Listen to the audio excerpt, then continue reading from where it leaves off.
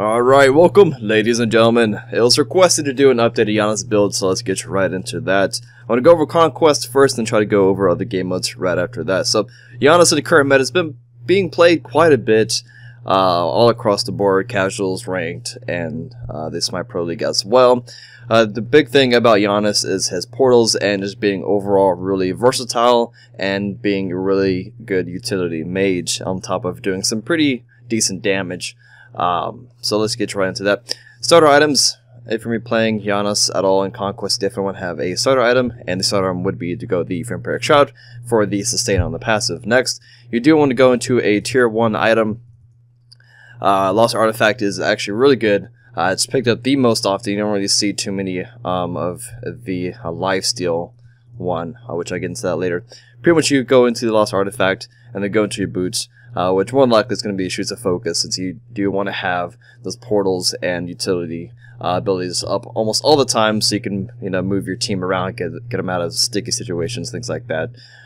Definitely highly recommend going the cooldown reduction route. So, and then you go back after you finish your boots, and you have a couple options here. You can go in the Chronos Pendant, which is the safe route, or you can go into the Doom Orb. If you get the Doom Orb at this point, that allows you to do a crazy amount of damage, on top of still being a really versatile and utility type mage, and you get like Chronos Pendant as your third item instead of stack an item. You go, actually let's do this. There we go. That's what it would look like if you were to go the Doom Orb route. Since you do want to have the Chronos Pendant and try to go full cooldown reduction if you are going to go the Doom Orb, and you don't really have time after Chronos Pendant to really be trying to worry about a stacking item. But if you do go into the Chronos Pendant route instead of the Doom Orb, you'd be looking at going into a stacking item like Book of Thoth. Works pretty well with Janus, or you can go to the Warlock Sash, whichever stacking item you prefer. As always, if you don't want the stacking item of the Warlock Sash, you can go into the Ethereal Staff to kind of take its place, but more than likely it's going to be probably Book of Thoth, which works really well, especially with the massive cooldown reduction that we have here. The extra mana helps with that. And then you want to go into a penetration item. If you go the Doom Orb build, or if you go to the Chronos Pendant early build, definitely want to have a penetration item. Now, both are fairly decent. The good thing about Spear of Magus, look at any kind of standpoint, is the flat penetration. The flat penetration is really important, especially if you're going against a team that's not really building any magical protections, or they don't have that many guardians or warriors that have pretty high scaling defense. So if you're fighting against the weaker opponents with weaker protections, you probably want to go into Spear of Magus. I mean, ideally you can still apply the 2 stacks. The Unstable Vortex is 2 hits twice. And also you can do the portal drop down. That'll apply 1 stack, and then with that, that'll apply the second apply the second stack and it'll do some damage off the first stack. Hopefully that made sense. Or you can go the Obsidian Shard, if you're going against mostly tanky targets, or whichever one you prefer. Those 2 are really good. Then you definitely go into the Ride to Hoodie. The current meta, the matches don't really last too long, and then it never hurts to get Ride to Hoodie as your 6th item slot, and not have to buy something else in this slot, and then go back, sell for Vampiric Shroud, and have that slot be for the Ride to Hoodie. So you can go to Ride to Hoodie at this point and go back. You can sell your starter item, mid to late game. Doesn't have to be your very last item to sell. And then at this point, you can go into anything you really need. If you feel like you're going against multiple tanky targets, you can go into the into the Soul Reaver. You can go to that. It works really well with the Book of Thoth. Or you can go into now this item on the 16th of this month.